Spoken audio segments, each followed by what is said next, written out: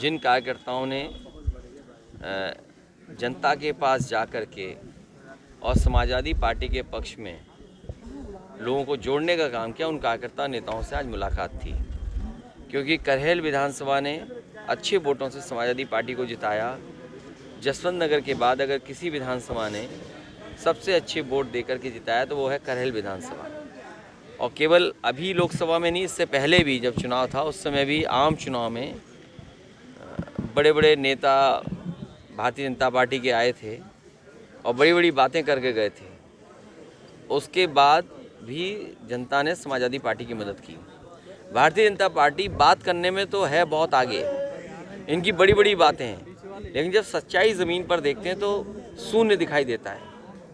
जो घोषणा भारतीय जनता पार्टी ने की, आज भारतीय जनता पार्टी को आकलन करना चाहिए कि दिल्ली और लखनऊ की सरकार ने क्या उन वादों को पूरा किया है। आज महंगाई चरम सीमा पर है, बेरोजगारी चरम सीमा पर है और हालात ऐसे पैदा कर दें कि न्याय नहीं मिल सकता। इस सरकार में अब न्याय की उम्मीद मत करिए। अधिकारी और कई ऐसे लोग हैं जो कुर्सियों पर बैठे हैं, वो भारतीय जनता पार्टी के कार्यकर्ता या पदाधिकारी बनकर के फैसला ले रहे हैं। अगर अधिकारी भारतीय जनता पार्टी के नेता बनकर के काम करेंगे तो न्याय कौन देगा? इस सरकार में जनता को न्याय नहीं मिलने वाला। हाल में ही आपने कानपुर की कस्टोडियल डेथ देखी, किस तरीके से पुलिस ने और वहाँ के लोगों का दबाव रहा होगा भारतीय जनता पार्टी के, किस तरीके से थाने में मारपीट हुई और बाद में उसकी जान चली गई। इसी तरह घटना कन्नौज में हुई है। कन्नौज में जो घटना हुई है उसका अगर दोषी कोई है तो वहाँ का विधायक, जो महिला विधायक हैं वो, और जिलाधिकारी। कार्यकर्ताओं को टारगेट किया जा रहा है हमारी पार्टी, ये भारतीय जनता पार्टी, मैंने इसीलिए कहा कि इस सरकार में जहाँ महंगाई चरम सीमा पर है, बेरोजगारी चरम सीमा पर है, वहीं न्याय की उम्मीद अब सरकार से नहीं कर सकते आप। निकाय चुनाव जैसे ही आरक्षण तय होगा, समाजवादी पार्टी पूरी तैयार है, जनता के बीच जाएगी। क्योंकि कूड़े की समस्या, नाली की समस्या और जिस तरीके से जीएसटी से व्यापारियों को परेशान करने के लिए एकदम जीएसटी की टीमें निकल पड़ी, व्यापारी लोगों को मैं सावधान करना चाहता हूँ। ये केवल चुनाव के लिए इन्होंने छापे रोके हैं। चुनाव के बाद आप देखना सबसे ज़्यादा छापे व्यापारियों पे पड़ने जा रहे हैं। सर, आज खजांची को बुलाया और आपने ट्वीट भी किया कि हर रंग से प्यार है। देखिए, ये मैंने नहीं खजांची को बुलाया, खजांची अपने आप आया। और खजांची का जो पहनावा था वो रंग आप समझ सकते हो, बहस में है रंग, उस रंग पे बहुत बहस हो रही है। हालांकि ऐसी बात मैं नहीं कहूँगा, आप खुद चीज़ें जानते हो। भारतीय जनता पार्टी ध्यान हटाने के लिए और जब नाकाम हो जाती है तो ध्यान भटकाने के लिए इस तरह की बहस छेड़ती है। उसमें हमारे मीडिया साथी भी शामिल हो जाते हैं। कौन सा रंग, हर रंग का एक अपना अलग महत्व है। अगर इस रंग का महत्व है तो कोई ऐसा नहीं है जो सम्मान न करता हो रंग का, लेकिन केवल टारगेट इसलिए करना कि वो किसी एक धर्म से जुड़े एक्टर हैं या धर्म से जुड़े लोग हैं, ये भारतीय जनता पार्टी की सोची समझी रणनीति है, षड्यंत्र है और हर आदमी जानता है। देखिए, जब बीजेपी एक्सपोज हो जाए, बीजेपी की ये स्ट्रेटजी एक्सपोज हो गई है, अब बीजेपी कोई नई स्ट्रेटजी लानी चाहिए। रंग है, जाति है, धर्म है, ये सब स्ट्रेटजी उनकी ख़त्म हो चुकी है।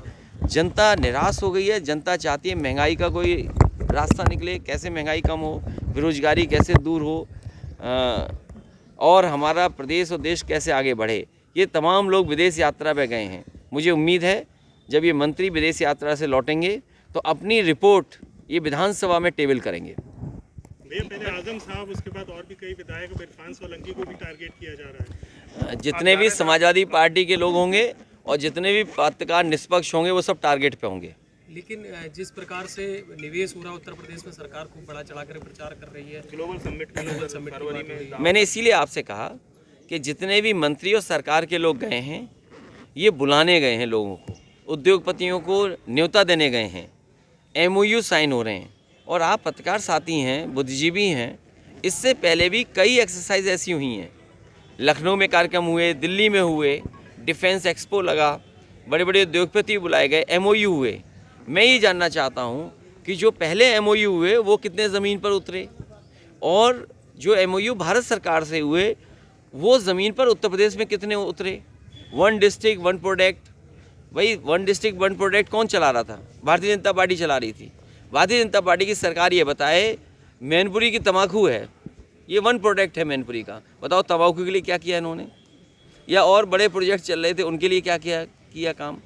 अगर मैनपुरी में 1 डिस्ट्रिक्ट 1 प्रोडक्ट में ये बताएं कितना बजट दिया है, इटावा में 1 डिस्ट्रिक्ट 1 प्रोडक्ट में कितना बजट दिया है, फिरोजाबाद है 1 डिस्ट्रिक्ट 1 प्रोडक्ट में कितना इन्होंने बजट दिया, और फिर जो पहले से इन्वेस्टमेंट मीट हो चुकी हैं उन इन्वेस्टमेंट मीट के माध्यम से किस ज़िले में क्या आया है, कितना पैसा इन्वेस्ट हुआ, ये सरकार क्यों छिपा रही है, बता क्यों नहीं रही? चाचा शिवपाल जी को तो क्या अरे अब क्या बता रहे हो, वो तो चाचा साथ आ गए, अब क्या बोल रहे हो तुम? जिम्मेदारी आप देने वाले?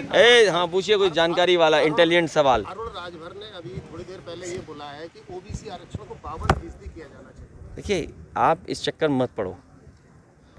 बीजेपी और बीजेपी के लिए कौन काम कर रहा है? बीजेपी कभी भी संविधान के पक्ष में नहीं है। बीजेपी बाबा साहब भीमराव अम्बेडकर जी के माध्यम से जो हमें अधिकार मिले उसके पक्ष में नहीं है। अभी महंगाई चरम सीमा पर है, आपकी बेरोजगारी चरम सीमा पर है, अभी न्याय नहीं मिल रहा है, और देखना बहुत दिनों बाद आपके वोट डालने का अधिकार भी छीन लेंगे। क्या रामपुर में आपने नहीं देखा? क्या मैनपुरी में आपने नहीं देखा कि कितनी फौज लगाई गई थी? लेकिन हम बधाई देना चाहते हैं जनता को और अपने प्रेस के साथियों को जिन्होंने समय समय पर सरकार के खिलाफ और सच्ची खबरें दिखाई। कल मुख्यमंत्री जी ने नियुक्ति पत्र बांटे हैं UPPCS के कर्मियों को, जो नियुक्त अधिकारी हुए उनको, लेकिन उन्होंने एक सवाल खड़ा किया है कि आपकी सरकार में जो चेयरमैन थे उन्होंने बदनाम कर दिया था, लेकिन आज ऐसा नहीं है। जो आयोग गठित है वो समाजवादी सरकार के समय का आयोग गठित है। बहुत सारी नौकरियां जो समाजवादी सरकार में निकली थीं वो अभी भी आयोग पूरी नहीं कर पाया है, और मुझे तो कई बार ऐसा लगता है कि जो नौकरी मिलनी चाहिए नौजवान को वो सरकार जानबूझ के नहीं देना चाहती है। और कल तो मैं टीवी पर और कई जगह दे रहा था कि रोजगार की क्रांति आने वाली है। इससे बड़ा झूठ और क्या सकता है बीजेपी वालों का कि रोजगार की क्रांति। मुझे याद है फर्रुखाबाद में अभी अग्निवीर की भर्ती हुई थी, 1,26,000 लोगों ने फॉर्म भरा, मात्र मुझे लगता 200 नौजवानों को भी नौकरी नहीं मिली। अगर 1,26,000 फौज के लोग नौकरी भरेंगे और 200 की भी नौकरी नहीं मिलेगी तो कितना रोजगार चाहिए हमें भारत को? इस देश को सबसे ज़्यादा रोजगार की ज़रूरत है, इस देश को सबसे ज़्यादा नौकरी की ज़रूरत है, इस देश को इतना इंफ्रास्ट्रक्चर चाहिए जिससे लोग अपने आप कुछ काम कर सकें। पाकिस्तान के एक नेता हैं बिलावल भुट्टो, उन्होंने एक बयान दिया, उसकी आज पूरे देश में चर्चा है और जगह जगह प्रदर्शन करने हुए। देखिए इन बातों में मत उलझो आप, हम इतनी दूर नहीं जाते हैं। भारतीय जनता पार्टी अपनी नाकामी छिपाने के लिए पाकिस्तान, नाकामी छिपाने के लिए रंग, नाकामी छिपाने के लिए रंग, इस तरह के मुद्दे समय समय पर भारतीय जनता पार्टी लाती है।